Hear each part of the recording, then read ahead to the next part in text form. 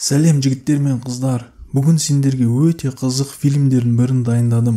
Япондық нәзік, ақ көңіл, өте әдемі қыздар мен қатал батыр еркек мінезді сұлу жігіттер арасындағы шын достық пен пәк махаббат туралы түсірілген фильмге қысқаша кино шолу жасаймыз. Ал фильмнің аты «Однокомнатные соседи». Арнаға тіркелуді ұмытып кетпе. Шисуи деген колледждегі ең сұлу жігітке қыздардың бәрі ғашық. Ондай атақты болып жүру оңай ма? Сондықтан Шисуидің артынан қыздар топырлап жүгіріп жүреді. Ал олардың бәрі оның жынына тиеді. Солардың бірі Мое. Ол шыдай алмай бір күні Шисуиге бәрінің көзінше «Сен маған ұнайсың» деп айқайлап салды. Шисуи «Денеңді бос ұсташ, маған ол қызық емес» деп елдің көзінше оны төңкеріп тастады. Моенің жан подружкасы Аои қатты жыны кеп Шисуиді күтіп алды. «Не болды сонша өзінше болып? Ол саған соны айту үшін қанша бата алмай жүргенін білесің ба?» деп жолды жапты. Шисуи бұны да өзінің керемет айбатымен құлатамын деп «Сен де маған соны айтайын деп тұрсың ба?» дегенде ол жынданып оны бір теуіп лестницадан құлатты. Шисуидің аяғы зақымдалып қалып, аңқау Аои оны аяп үйіне дейін көтеріп жетектеп апарды. Сөйтсе олардың тұратын үйлері бір жерде болып шықты. Шисуи бұл жерге жаңадан көшіп келген екен. Үйіне кіргізген соң аяғым қатты ауырып тұр, тамақ істеп берші деді. Аои амалсыз оның үйін жинап тамақ істей бастады. Тамақ істеп жатқанда ол келіп Аоиға тиісіп қалды. Ол сасқалақтап пиалайды ауыстырып тамаққа саке төгіп жіберді. Өрт болып комнатаға су шашылды. Енді бұл бөлме жарамсыз болып ремонт керек болды. Шисуи «Мен енді мынаның бөлмесін деп тұрам» деді. Ертесіне Шисуи далада түк болмағандай футбол ойнап жүргенін көріп, бишара Аои қатты жынданды. Аои жігітпен жүріп көрмеген, және ол оған ұнамайды да. Ал Шисуиға бұл жерде рахат. Тамақ та дайын, бөлме де таза, ойнап келе кететін де адам бар. Айтпақшы Шисуиге Моенің тамағы өте қатты ұнап қалды. Аои бөлмеге ескертпе жазулар іліп тастады да екіге бөліп қойды. Сол кезде Шисуи досымен кіріп келді. Аои тығылып қалды. Ал мынау қоя ма? Бірден оған тисе бастады. Үстіне отырып алып аяғын қытығылады. Аои тұрып кетіп оны бір қойды да далаға шығып кетті. Жақын жердегі магазинде жұмыс істейтін таныс досы Санжо-санмен кездесіп қалды. Сөйтіп одан тамақтың рецептін сұрады. Үйге келгенде есік ұрылды. Ашып қараса, жаңағы Санжо-сан келіп рецептін алып келіпті. Оған Аои «Сен сондай айбатсың». Оны естіп тұрған Шисуи «Бұл кім? Не болды сонша? Сен сондай айбатсың» деп соған сынып тұрсын. Аои түсінбей «Сен жұмысың не?» деп қалып қалды. Мое оларды балконнан бірге тұрғанын көріп қойды. Ол менің көршім екен деп Аои одан құтылды. Бір күні барлығы пикникке жиналып шықты. Пикникте подругасы «Сенің қасында күшті жігіттер жиналып қапты. Шисуи, Санжо-сан». «Санжо-сан күшті жігіт па?» деп Аои таң қалды. Пикникке тағы да Шисуидің ағасы Соджо және бұрынғы жүрген қызы Сацке келді. Сацке бірден Аоиді жақтырмады. Пикник бітіп, заттарды салып жатқанда Сацке Шисуиге «Сен маған уәдеңді ұмытпадың ғой, я?» «Әрине ұмытпадым» деді де оған курткасын кигізді. Санжо келіп Шисуиге «Егер Аоиді ренжітетін болсаң, менен жақсылық күтпе» деп қорқытты. Ал мынау жақта Сацке Аоиге «Мен Шисуи екеуміз әпке мен қарындасы сияқтымыз. Сен оны жақсы көрсең де, оны жасырудың қажеті жоқ» деді. Аои «Жоқ, мен оны жақсы көрмеймін» деді. Түнде қатты найзағай тұрып, Аои қатты қорықты. Ұйықтай алмай шошып жатқанда Шисуи оған қолын берді. Сөйтіп кішкентай Аои тынышталып ұйықтап қалды. Көршілері Аоиге «Менде ойын сауық паркіне 2 билет бар еді, баруға уақыт болмай жатыр. Барып көңіл көтеріп қайтшы» деп ұсынды. Аои «Мен Моемен барам» деп қуанып жатқанда, оны Шисуи жұлып алып «Мен барам» деп алып кетті. Паркке екеуі барды. «Сен свиданиеге бармағансың ғой. Мен саған свиданиеде қалай бару керек екенін үйретем» деп екеуі қол ұстасып кіріп кетті.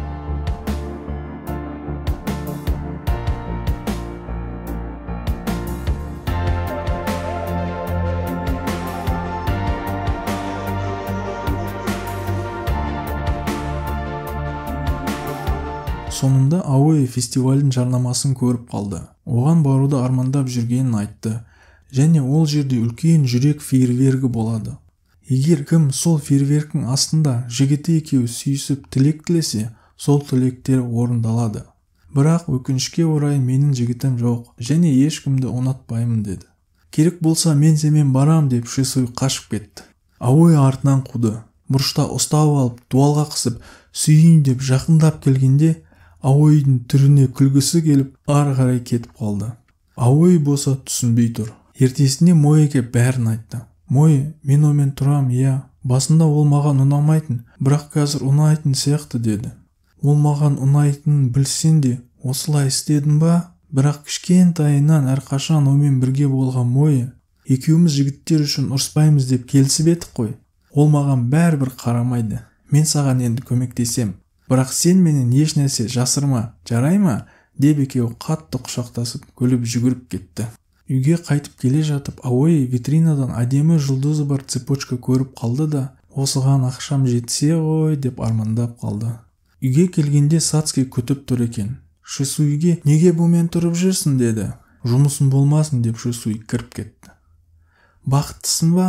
Сендер бірге бола алмайсыңдар. Саған біздің арамызда 2 жыл бұрын не болғанын айтпады ма? Біз екеуміз ешқашан айырылыспаймыз. Біздің арамызға кірішу болма деп кетіп қалды. Ертесіне Сонджо келіп Аоимен сөйлесіп тұрып, оған тисе бастады да сүйіп алды. Аои жынданып, жылап қашып шықты. Оны Шисуи естіп ағасын ертесіне ұрып кетті. Аоиге келіп жылама деді. Жылап тұрған кезінде суретке түсіріп алып, өзіңді ешкімге сүйгізбе, түсіндің бе? Деп оны бар мейіріммен сүйіп алды. Аои қатты қуанып қалғанда, оны таудан алып итеріп жіберді. Құлап екеуі әбден күлді. Шисуи кафеде официант болып істеп жүр. Күндер өтіп жатыр. Екеуі бірге сабаққа барып келіп жүр. Үй жұмысында бір-біріне көмектеседі. Бірақ сезімдер туралы әлі де бетін ашып сөйлеспеген. Мүмкін осылай болғаны да дұрыс шығар деп ойлайды Аои. Сацки қайта-қайта Шисуиді шақырып ала береді. Ол оған звондаған сайын барып, бірақ түнде қайтып оралып жүреді. 2 жыл бұрын не болғанын сұрағанда, ол сенің жұмысын болмасын деді. Моэ Рюкамен кездесіп бастапты. Рюко Сацки мен Шисуи арасында 2 жыл бұрын болған әңгіме туралы бәрін айтып берді. Шисуидің әке-шешесі балдарына жөндеп қарамаған. Олар махаббатсыз өскен, ал Сацки әрқашан қасында болған. Екеуі кішкентайынан бірге өскен. Кейін жайлап екеуі жүре бастаған. Бірақ Шисуи оны әпкесіндей көргендіктен аралары суыған. Бір күні Сацки оны күтіп, оны қайта-қайта шақырды. Шисуи келмеймін деп тұрғанда, Сацки, сен келмегенше осында тұрам деп оған айтты. Сөйтіп күтіп тұрғанда оны машина қағып кетті. Сол күнде болған нәрсе үшін Шисуи өзін кінәлайды. Сацкиге сен өз бақытыңды тапқанша мен сенің қасында болам деп уәде берген. Түнде Сацки Аоиге звондап, бүгін Шисуи келмейді, біз бүгінгі түнді бірге өткіземіз деп шештік дейді. Аои жалғыз қалды. Шисуи Сацкиге келгенде, бірге тұрайықшы, маған көшіп келші деп миын ашты. Ол жынданып кетіп қалды. Үйге келді. Дайындап қойған тамақтарды көріп, өте қуанып отырып жей бастады. Еркек қарны ашқанда ашулы болатынын білмейтін жас қыз, ол енді тамаққа кірісе бастағанда жылап кетті. Шисуи мені барлықтарын шаршаттыңдар деп шығып кетті. Аои шыдай алмай артынан жүгіріп шығып, мен сені жақсы көрем, мен тастамаш, семен болғым келеді. Семен өткізген күндер қызық болды, бірақ мен сені жақсы көрмеймін, кешір. Бұның бәрі тек ауыртпалық әкеледі, фестивальға семен бара алмаймын, деп кетіп қалды. Бейшара қыз қатты жылап қалды. Ертесіне Аоиге кілтін және ол алдында армандаған алтын цепочкасын қалдырып кетіпті. Бейшара Аои тағы да қатты жылады. Шисуиге SMS жазып жіберді, бірақ Шисуи оны да оқымады. Байқұс қыз не істерін білмейді. Бәрін ұмытқысы келіп, өзінің көңілін көтергісі келеді. Бірақ Моэ оның өтірік істеп жүргенін сезеді. Күнде азаннан кеш үйіне келіп жылайды. Моэ Аои фестивальға қатты дайындалып жүргенін біліп жүр. Аои бізбен баршы деп оны ақыры көндірді. Барып Санджо-санға Аоимен баршы деп сұрады. Санджо-сан әрине келісті. Ағасы Соджо келіп Шисуиге өзіңді алдама інім. Сацкені өтіріктен қашып кету үшін себеп қылып қойма, өз махаббатынан қашпа, жетеді, деді. Жүрегі жаралы қыз фестивальға ұзақ дайындаған көйлегін киіп шықты. Ол оған өте әдемі жарасып тұр. Рюка оған қарап, қатты аяп, жүрегі ауырып тұр. Фестивальға Ауэні автобусқа отырғызып жіберіп, біз артынан барамыз, деді. Шисуи үйінде жатқанда Рюка Моэмен келіп, далбан, не істеп жатсың? Саған Ауэмен жақсы болғанын бәріміз көріп жүрміз. Сен оны өзің де білесің, неден қашып жүрсің? Деп төбелесіп қалды. Моэ жақындап, сен егер оны жақсы көрмесең, сонша жұмыс істеп, осыны оған алып бермес едің. Ол қазір Санджо-санмен фестивальда. Егер қайтарғың келсе, артынан бар. Шисуи ойланып қалып, жүрегі елең етті. Өзін ұстай алмай жүгіріп кетті. Мынау екеуі мәз. Шисуи, екеуміз өткізген уақыт өте қысқа болды. Бірақ ол менің өмірімнің ең қызық кезеңі. Мен сені жақсы танығым келді. Сенімен бірге бақытты болғым келді. Бірақ ол мүмкін емес. Екеуміз бірге бола алмасақ та, сен мені жақсы көрмесең де, мен сені жақсы көрем, Хугаяма Шисуи. Мен енді жыламаймын. Мен жылағым келмейді. Мен бақытты болғым келеді, Шисуи. Қош бол. Фейерверктер басталды. Ауэні қатты жақсы көретін Санджо-сан оған бар махаббатын білдірді. Ол үшін ғана осы жерде тағы бір жылға қалғанын айтты. Сөйтіп оған қарай созылды. Бірақ Ауэ оны жақсы көрмейді.